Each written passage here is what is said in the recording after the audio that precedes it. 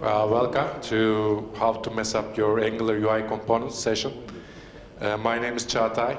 I have a name with a, it's hard to pronounce, it's Cagatay, so don't worry about the surname. So anyone using Angular here? Any Angular 2 and, wow, okay. And more about you guys, React, anyone React? Any Java server faces or Primefaces users? All right, now we are talking. Okay, my name is Cagatay. I'm the founder of, I found a couple of UI libraries. First one is Primefaces, PrimeNG, PrimeReact. I recently became as a Java champion due to my contributions to the open source Java EE, and especially with Primefaces. And since like a couple of years ago, I founded PrimeTech to create a business around these open source UI libraries. Although I see myself as a Java developer, to make my life, I'm just working as a front-end developer. You know, it happens. And I'm currently interested in fitness and Spanish, but not at the same time. Okay, it's not like uno, dos, tres. It's like I go to fitness, when I have free time, I study Spanish. You know, it's a new habit that I developed to get my mind away from all this happening in the development world. It's crazy. You know, it's just crazy. This guy's Primefaces. It saved my life back in 2018. I was unemployed. I moved to London. I had no visa. I had a lot of free time, so I created Primefaces. Then I applied for a Primeface job a year later, and I got it. So it is still popular, believe it or not. It's like 10, almost 15 years old, the JSF. But Primefaces is still popular because of the enterprises. Although a lot of things happening on the front-end world, enterprises like to move slowly, watch things, watch what's happening. And, you know, Primefaces does the job for enterprises. And the PramUI, it's my attempt to create something that should work on all other, you know, non-Java related technologies like PHP, .NET. But when I did it, the community just left jQuery. You know, nobody does jQuery anymore, right? You know, it's become spaghetti. But once people decided to move on, I've developed PramUI. So as I mentioned, timing is very important in open source. You can do some nice product, but it may not get picked up by the community if the technology is getting old. So I've just waited some time watching what people are using. I went to conferences asking what are you guys using. I was trying to what to do next. I was planning on what project should I invest my year, because creating a library takes at least a year. So I was just, you know, watching things, modern web development, you know, what's going on. So I heard that I missed the train on AngularJS because it became really popular. And I heard that, or actually it's like this.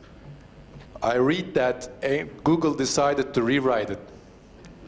And it was my, okay, I'm doing Angular. So yeah, it was in 2016, January. I told my wife, it's happening again, like Primefaces. Okay, I'm just, give me 6 months. I'll see you later.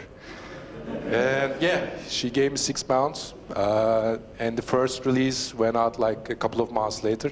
Now 2 years old, and it's quite popular. I will discuss about it. So thanks Google for deciding to rewrite Angular. So PrimeMG is for Angular. It's quite popular with 200,000 downloads per month. So it makes around 2.5 million per year right now, and it's still going up. How many PrimeNG users here? Oh, okay. I hope you guys are happy. Then I had some free time, of course. Then I decided to do PrimeReact as well. So it's just a year, 2007 until 2018, it was PrimeReact. So all of these libraries are open source. Everything is free.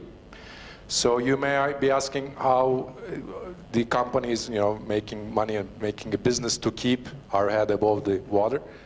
So we do offer a couple of things.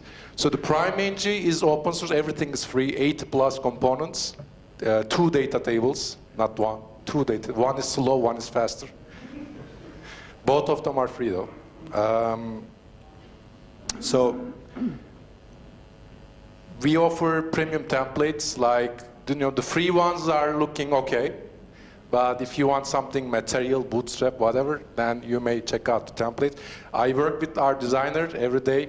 Sometimes he designs free themes as well. I look at it, and it's usually, because he's a designer, he usually designs something great, and I said, okay, this looks awesome, but you need to tone it a little bit down, not much. Move some shadows. For example,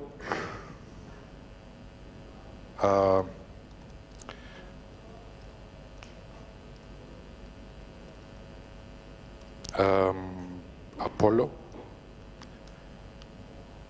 So this is a Polo theme. For example, it gives you a layout with options for the dark mode and things like that. You can switch. If you want something material,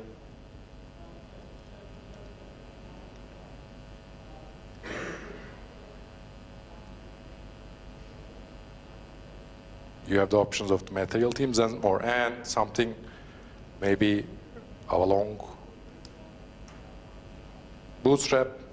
There is a bootstrap theme, and so on.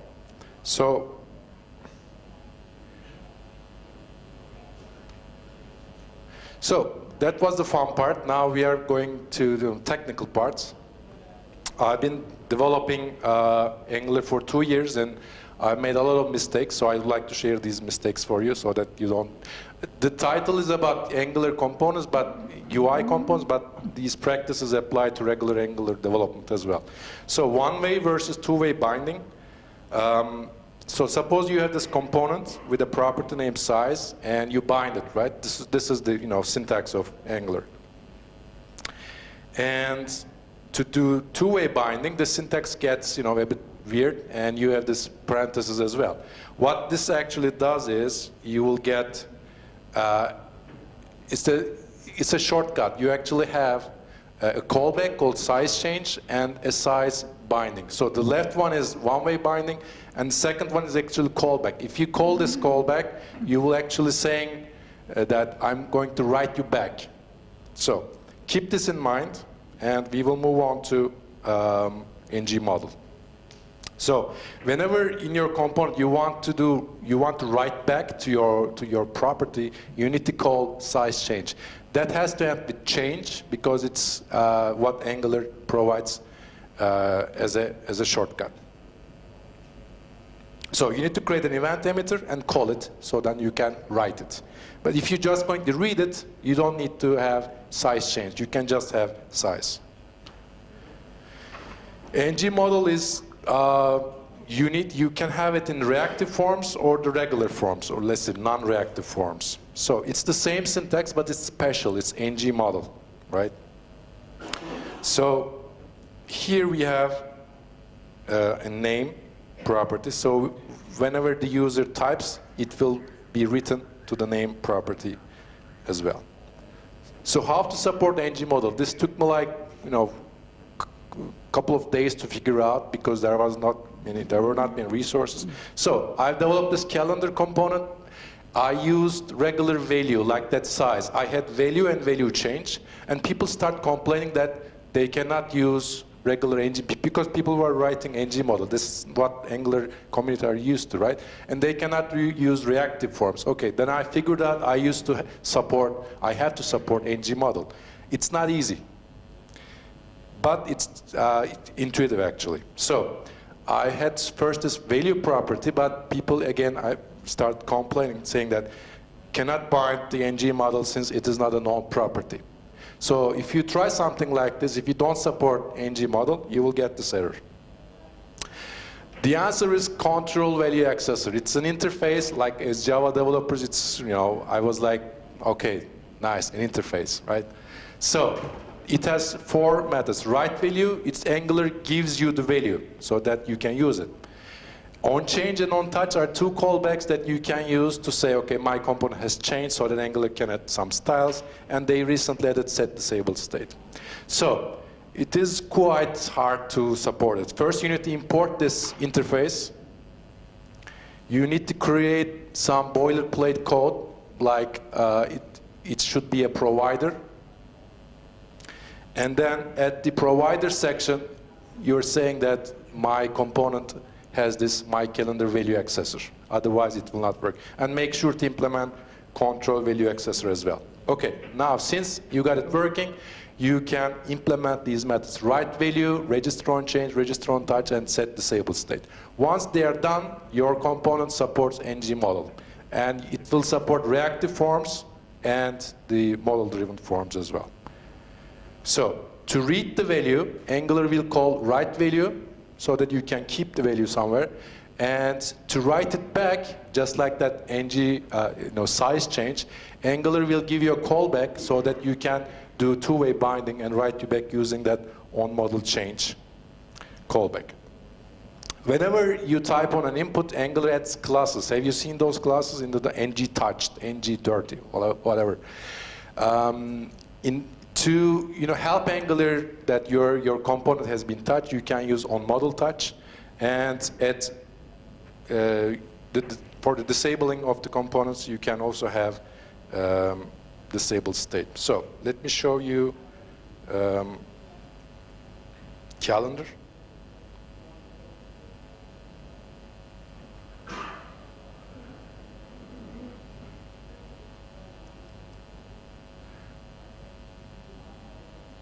So I have this calendar value accessor here, right? And it has a provider here. You know how complex a calendar can be. You have this calendar value accessor. I implement here control value accessor and see what happens at write value. This is the write value, so Angular gives me the value and I can send it back here. And I'm just calling update model, on model change, whatever. So this is one trick to support NG model. If you don't do this, your component will not work on reactive forms. It will be outside of the forms API. So it's better, if you are doing a form component, you should better implement NG model. So the content projection, when you're writing a component, you usually move things around. We get the headers, we get the content, we get the footer, and move things around, right? So when we were doing a dialog, we had a couple of problems, like we have to get the header and put it inside some div, and get the content in some other div. So again, a couple of search resulted in saying that, okay, there's this ng content thing, and it has a nice way of doing that. For example, there's a select property. You can select elements and saying that, okay, header goes to here, and the rest of it, Angular is quite clever. It can just take it out, and the rest of it goes to the content section. But the problem is, I was trying to avoid rendering that dialog header when there's no header. So how can I do it? Again, after some more trials and errors, I came up with this my header, or p header actually, p header component. It's saying that, okay, this is, or dialog header, whatever you can call it. So the dialog header is there, and I can just say, okay, select my header and put it inside my dialog header. But this gave me an error, which probably you have faced. It's not a known element, right? It usually happens when you first start Angular. So I have to define my header. So I created another component. It's like a wrapper. It's just a selector, and it just gets its content and passes away to its content. And it does the job. So how can I use this? Anyone heard of content child? it allows you to select your content. There's also the view child, which is different. Content child is what your users have provided to you. View child is what you have in your template. So the content child is what my content is. I get my header, and I place this tiny ng if. If the header is provided, then render this division or div. And it does the job.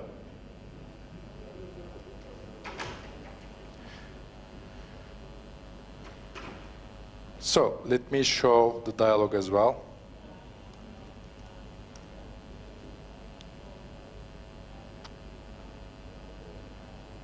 So dialog is used like this. You have a content, some p footer or p header, and here you can see that we have ng content.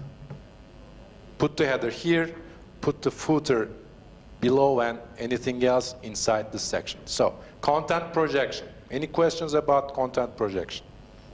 Simple, right? Luckily, there's a new way, and that I really like is ng template outlet, but I will come to that later. So changes to the children. I first created a table component, and it has children columns. The first problem we faced was that people, usually, in an enterprise where you hide columns, you add new columns, it's dynamic. So people were complaining that when they remove or add columns, the table was not updating. I said, it's open source, it happens, just send a PR. Luckily, people sent, I couldn't figure out, so we got some PRs. So the PR was really fix this job, because there's a content children decorator. It's used to select multiple components, like multiple columns. And it gives you a query list. It's like a DOM, the DOM query. So it gives you a couple of columns, and it's an observer, so you can subscribe to the changes. If something happens to the columns, it gives you the new columns. It's quite nice. So we place this code. When the columns change, okay, this is my new columns array, and that's it. And make sure to unsubscribe, otherwise you will have a memory leak, which happened. So, tab view case. Tab view is used like this. You have a tab and tab panels. And it's quite common to have dynamic tabs. You can hide, or you can add new tabs. So what we end up doing is we have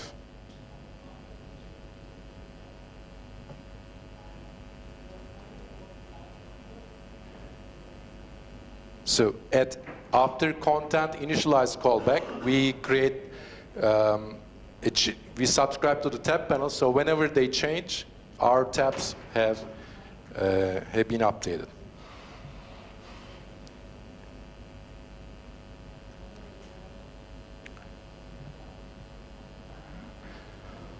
Okay, this is, I really had problems with it. It took like a couple of months to solve it.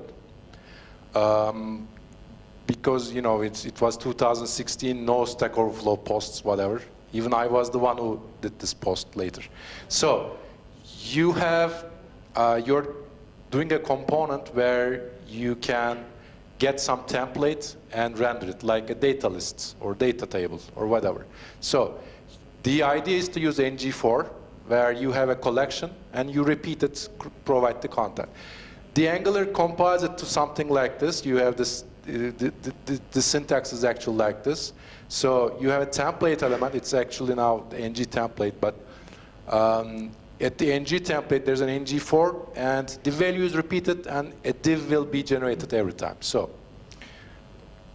but what I need to do is to have my component receive a template, because I want to, for example, I want to create this drop down where drop down lists countries. Every country has a flag name. So I need to ask the user, okay, give me a flag. I'm not going to create a flag property, right? So give me a template, whatever inside it, I will just repeat it.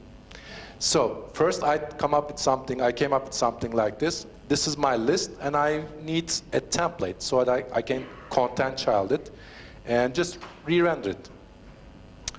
So my list creates a UL because it's a list. And here there's this ng4 template, which is pretty useless. So I get the content from the user. Okay, you are giving me some content, and I can just repeat it using the ng4 template. What we get in the end is this structure, which is not really semantically correct, right? Because there's no list element, there's nothing. So we need a list element. So I had to tell the PrimeNG users that you have to give us a list element, which is not very intuitive, right? So this worked. We could have, we can render a list with their content. But the problem is, on a drop-down, I need to select it, right? Whenever for example, the user clicked on Romania, I need to select it. So I need an event on the Li element. I cannot tell my users that, okay, define an on-click and call drop-down select. Okay, that was our blocking part. It took like a month, and I was very happy when I solved it. I had to create this template wrapper. So you give this, it's a directive. You apply it on another template. And in Angular, there's this API called create embedded view, which is actually, you give it a template, you get DOM, a real reusable DOM element. So this very detailed template wrapper gives us a DOM. So the usage was like this. I need to control the list elements, right? So in my component, I get the list elements, and I wrap the template. I get the template from the user, all the flags. I give it to my template wrapper, and my template wrapper creates it. Now I have full control over Li. I can just bind events. Now this caused another problems because I forgot to clean things up as usual. Now when people add new items, changed, for example, people write countries, cities, villages, and so on. But things get very complicated because the drop-down was not clearing anything. So I had to create some on destroys and things. But luckily in Angular 4, I guess, if I'm not wrong, they have introduced this ng template outlet directive, which does this internally. It saved my life actually, because in one day I changed everything to ng template outlet. It's quite easy because here I have the control over Li, and I'm saying that, okay, inside the Li elements, get this template from the user, and you know that context.let blah blah things in Angular. Give the context of what I'm repeating and index whatever. So the Angular just gets the template from the user and re-renders it for all the countries. This is just an awesome directive. So whenever you need to do something with the templates, make sure to check out the ng template outlet as well. So you know that context, whatever I give in the context ends up here at let car. The implicit one is I'm implicitly giving the object what I'm returning, so it will end up as let whatever you have. It's up to you to name it. Okay, data view, for example.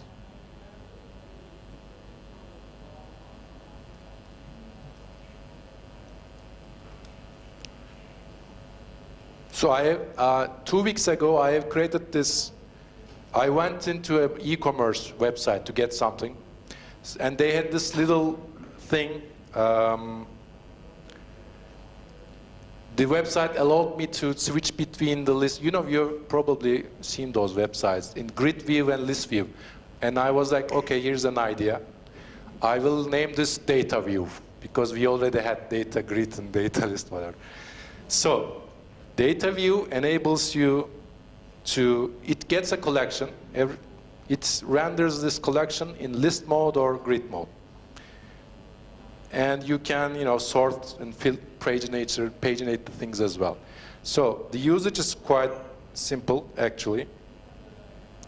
The component asks you 2 templates. One template is for listing, and the other is when the layout is in grid mode, so you can change stuff. What I ended up doing is that I get these templates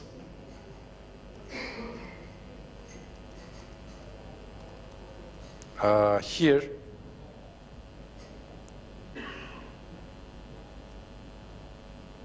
you see that here I have this ng template.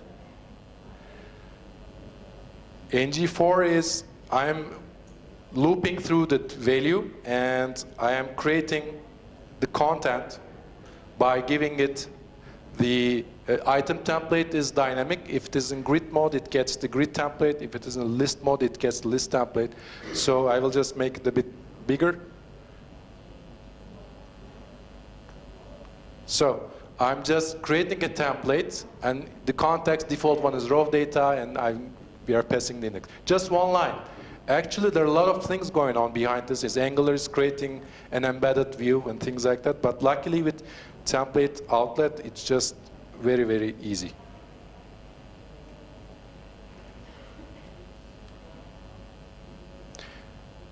So ng container is another new addition, if you haven't heard. And so in the past, for example, this was not valid.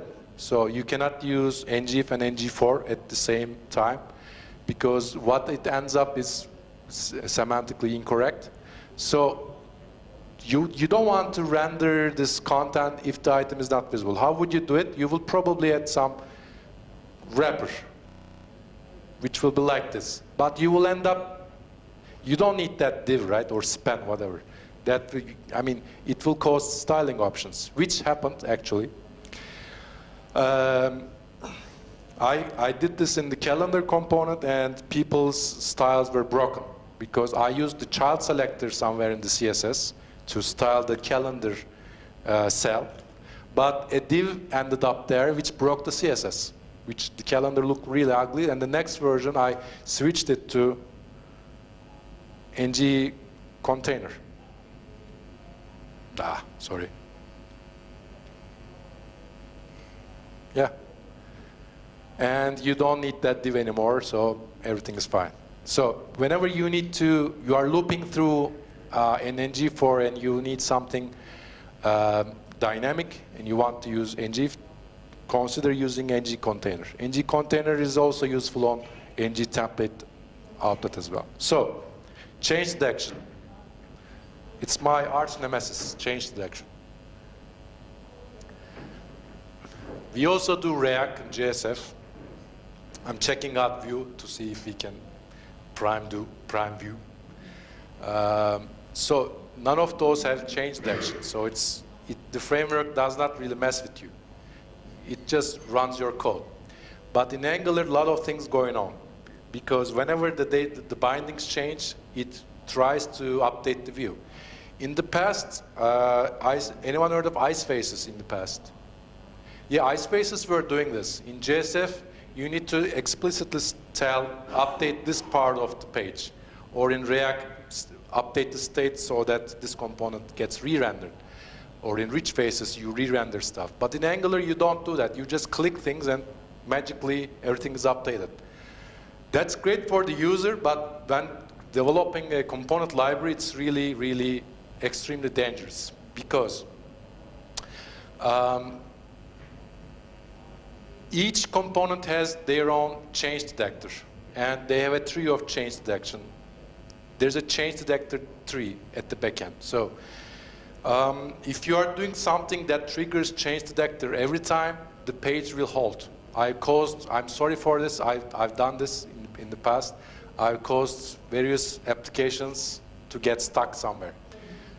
I will explain how I did this. So, change detection, usually when doing component development, we need to get notified of change detection so that we can do things, right? I can offer 3 ways to do it: setter, onChanges lifecycle hook, and the do check. And my favorite will be, I will tell you later. So onChanges. So React also have it. Component will mount or something. Component will update, where it gives you the new props. So you can check the props and the new props, which is quite boring actually. And Angular is the same. There's a callback called ngOnChanges. It gives you, if your properties change, it calls this, and it gives you the new value, old value, the name of the property. I don't like it because it gets really ugly. Okay, in table I have like 50 properties, so I need to write if, else, switch, whatever, to change if that particular thing is detected. If your component is small, then yeah, you can go for it, but for complex components, this is not very, Java-like. So as a Java developer, I'm used to setters. Luckily, they have setters. I don't like this, so I never use the tag. You cannot see this in PrimeNG. Maybe you can, I'm not sure. So NGToCheck. NGToCheck, we were using it. Still only in one component we use it, because I don't like the idea of doing this diff checking, because it causes the performance to really slow down. So this is mostly for arrays. So you have an array, so you have collection, let's say. If the collection changes, you want to do something. First, to do that, you need to implement this doCheck interface at NGToCheck. We are saying, if there are changes, do something. That if there are any changes part is quite expensive. Suppose you have 100,000 records, and it will just stuck. But we use it on Google Maps component because it's really, really nice. In this case, this NGToCheck gives you what has been added to your array and what has been removed. So in Google Maps, I placed markers. So when some marker has been removed, I call the Google Map API, okay, remove this marker. And so that I don't need to mess with the map in general. So I can just add markers, remove markers.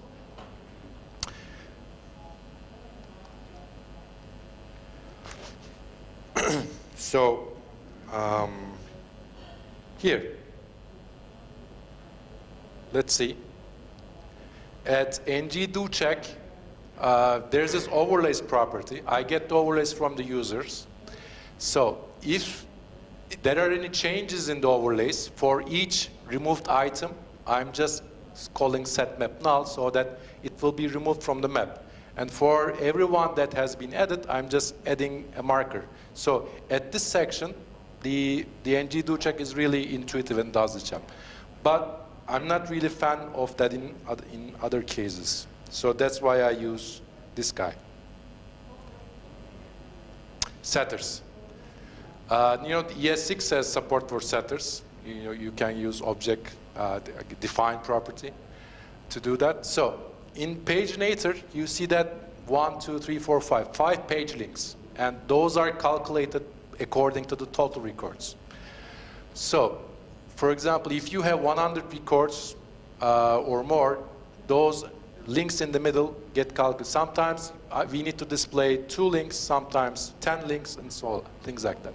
So they are calculated based on the number of total records. So whenever total records change, I need to get notified so that I can update the UI. So I can use doCheck or on changes, which I don't like. So I use this technique called setter. At input is a decorator for your properties. So instead of using that on a single property, I put it on getters. As far as I know, setters is also work when you put it on setter. So we need to provide this internal variable, usually with underscore, total records, and in the getter, we just return it. In the setter, set it and do something, like updating page links.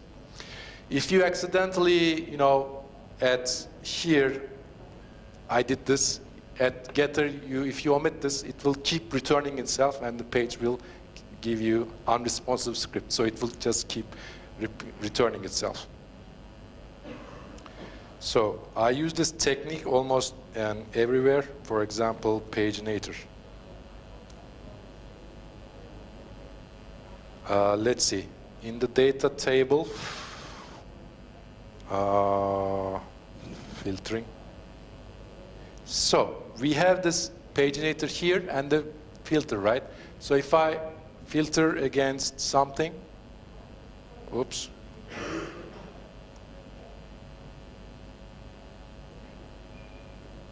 you see that the paginator is updated. To do that, in my paginator TS, I'm just watching the changes so that whenever the total records is updated, I just update the UI.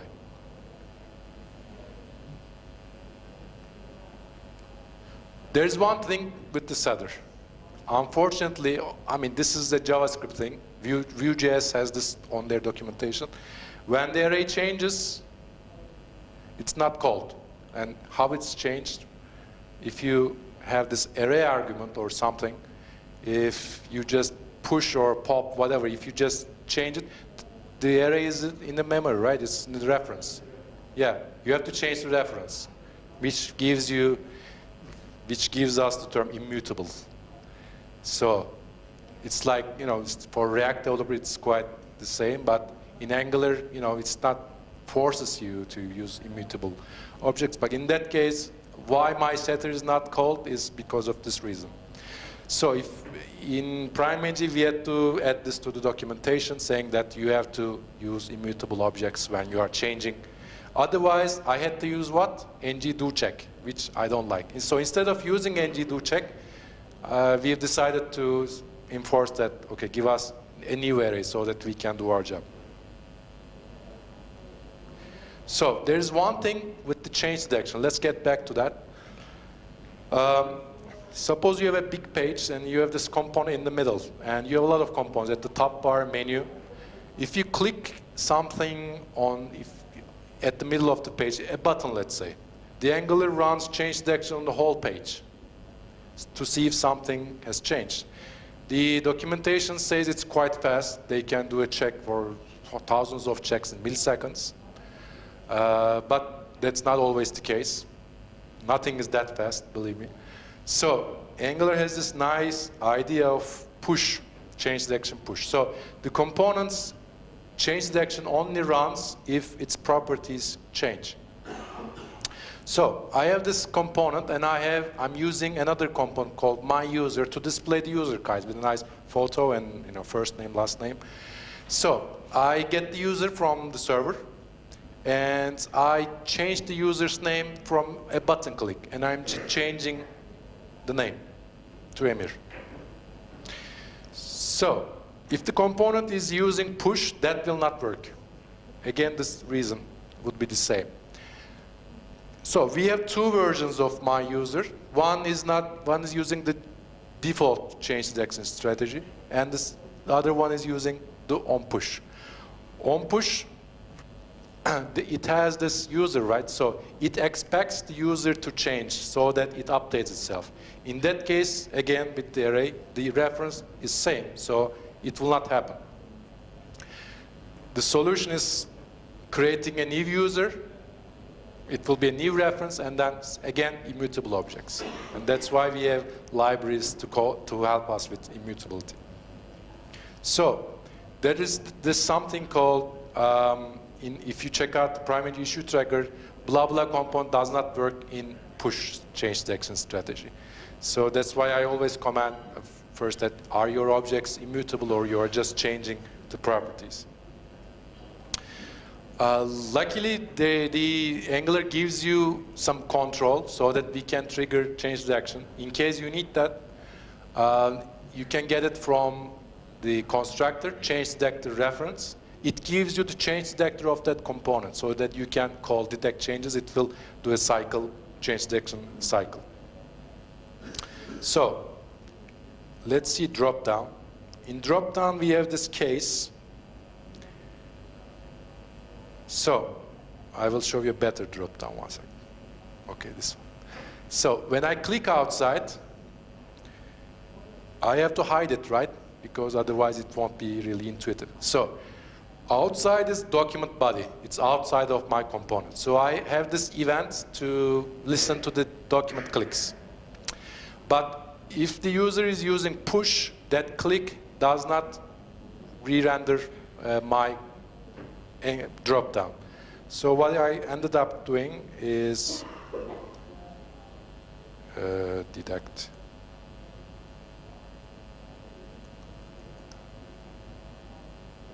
Yeah, at document click listener, at the end, you see that I'm calling mark for check. If I don't call this or detect changes, when the push detection strategy is used, then the drop-down will be there always, all the time.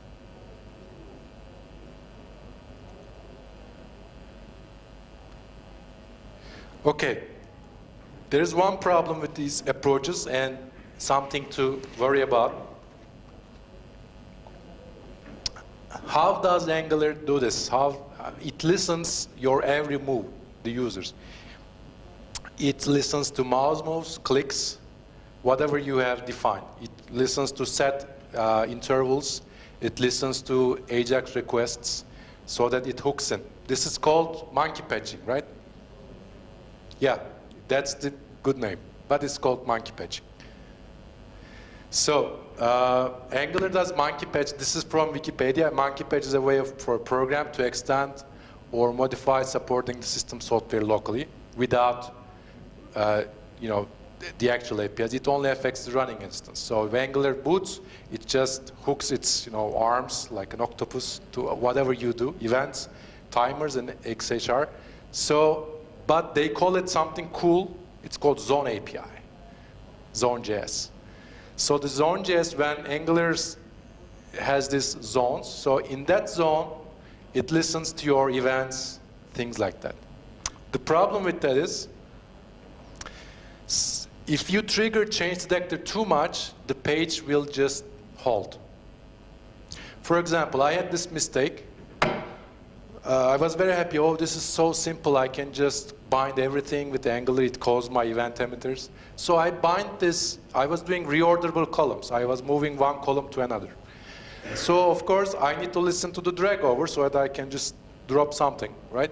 So I used Angular's events, drag over, drag start.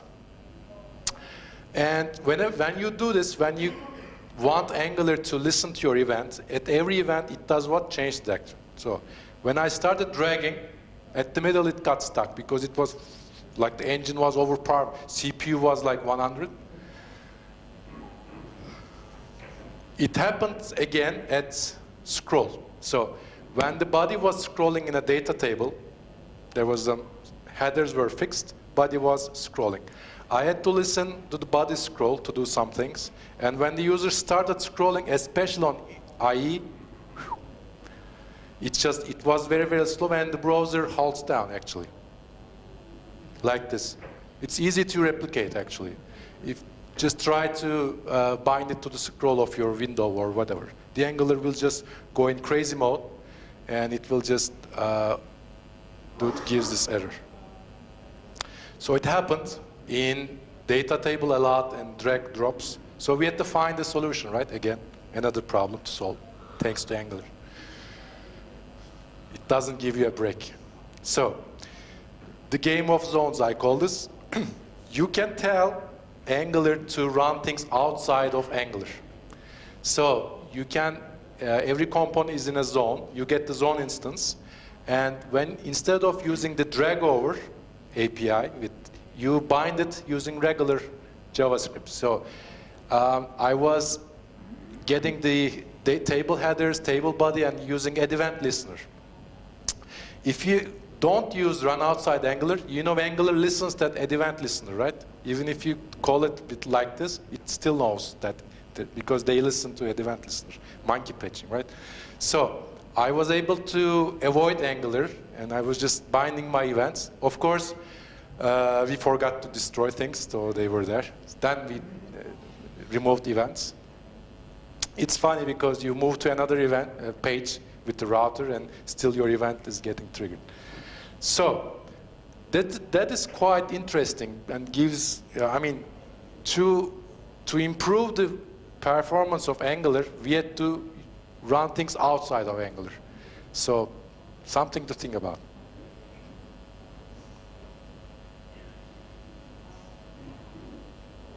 So we have two tables. One is data table, the other is turbo table. Actually, it's called table, but I give this name turbo table. So the problems we had with the old one was, of course, I've changed these, but for example, in the reordering section, When I was doing this mouse move, it was triggering the change direction. Now with this run outside thing, it doesn't know that I'm moving things, luckily.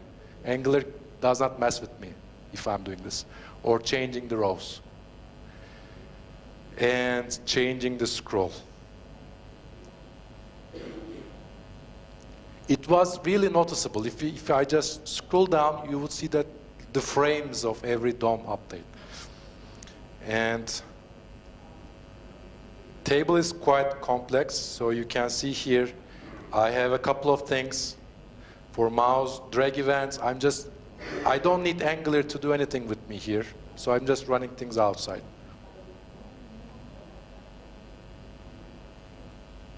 And there are some things as well, because which I called game of zones. Sometimes you go outside of Angular, but you have to get back in so that you update the UI. For example, I drop the column, but at that moment I need Angular to update, because I update my model, the columns have changed. Okay, Angular, now it's your turn, but I'm outside of the zone. I have to get back in. So there's this API called this.zone.run. So it gets you back inside of the Angular, so it updates it. So I had this problem in Google Maps again. So I was, when the user, for example here, the map gets overlays, the markers, let's say. When the markers clicked, I was doing something, and when the map is clicked, I was opening a dialog, right?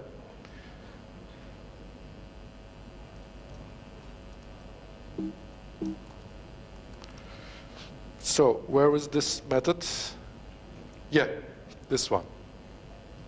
Whenever the map is clicked, call on map click. And on map click is this one, handle map click, and it opens this dialog. So let's see how it will work. Google Maps runs inside another container, like I guess it's iframe. So Angular has this problem. For example, if I'm just clicking, by the way, nothing happens, right? But actual event has been there. It's waiting for the next. Angular does change direction in cycles. So it's queued. The change is there, it's queued, but the UI is not updated. So if I can do something, for example, there's a tab view component at the bottom, right? If I just click it, now since it's queued, the UI is updated. So it was interesting because when I was working on it, I accidentally sneezed when I was working. So it was, why it's not working, I'm just thinking about it. So I was sneezed there, like something, and it was there, the dialog was there, because I touched I touched my keyboard. And I was like, wow, okay, something is going on. It's too scary. Angular's. I called my friends, my colleagues, okay, just help me, something's wrong with this computer or something. It turns out I had to run this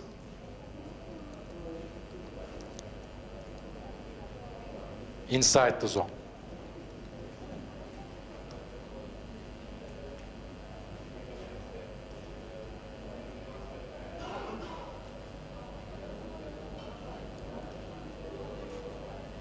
So let's see.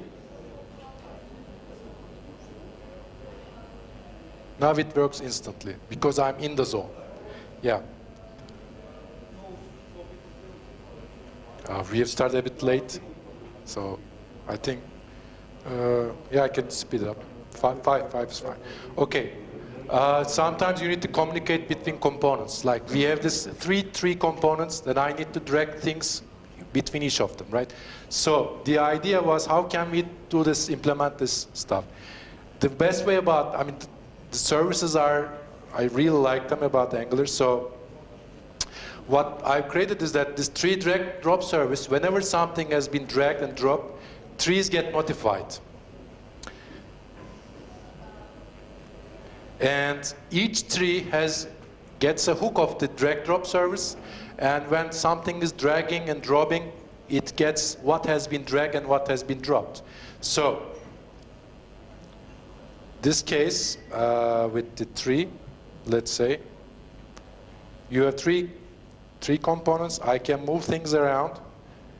There's a service behind the scenes that helps me. These three components are actually communicating using a service. We also have the tree drag drop and the grow. One thing to watch out is if you inject your service to each of these components, they will have their own tree services. So when you drag drop, everyone will have their own events, so they will not get notified and everything will be empty. So what you need to do is that move it a bit top of the, to an ancestor. It could be app itself or the component that contains all these trees. Actually, it's so, I like this component trees too much in the turbo table. For example, whenever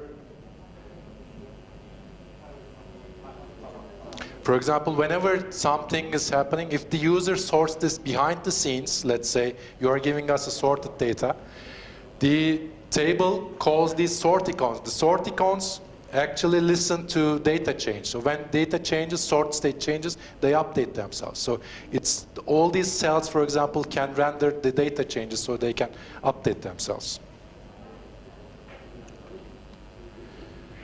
A couple of tips before we end. Whenever the Angular says don't access the DOM directly, right? And I laugh because my job is position divs around, move things around. I need to access divs, sorry. So to position them most of the time. The best way to do it is called using @viewChild. You give the template local variable name and you get the native element. But best way to do it is ngAfterView init event. That will be the one when the Angular gives you the DOM ready. At ng on init or somewhere it will not work. Whenever something changes, Angular calls ngAfterView checked. But you need to be careful about this because this is called every time a change direction runs, just like scroll and things. Avoid doing expensive stuff at here or do a control with an if. Global events. So you want to listen to Windows scroll or document scroll. How can you do it? There's a nice API called Renderer2. Renderer1 was also nice. I don't know why they renamed it to Renderer2. I'm not sure if you'll have in Renderer3. But Renderer2 will give you the listen global. At jQuery we were doing document body click. You can do the same with Angular. And nice thing about it is if you call that function, it will remove itself. So at ng on destroy, we do it for the drop down. When we click outside, we hide it. That's how we do it using the Renderer2.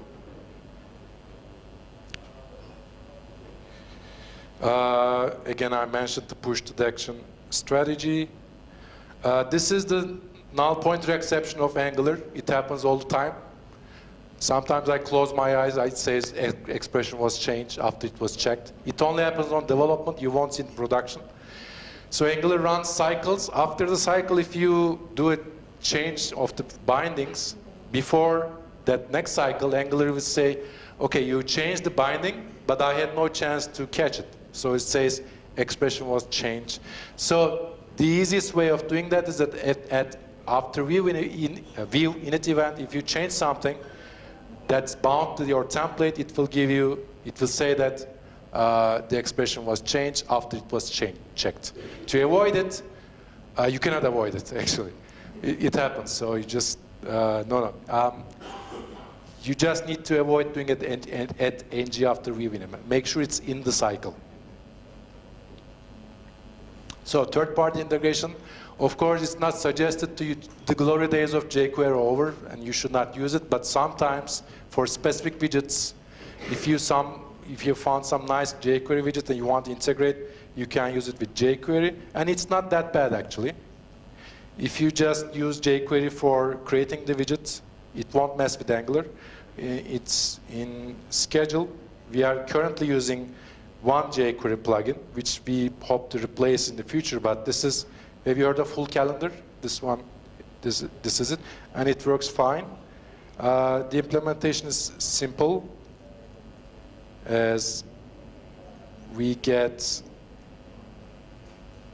a div, and let's see, somewhere.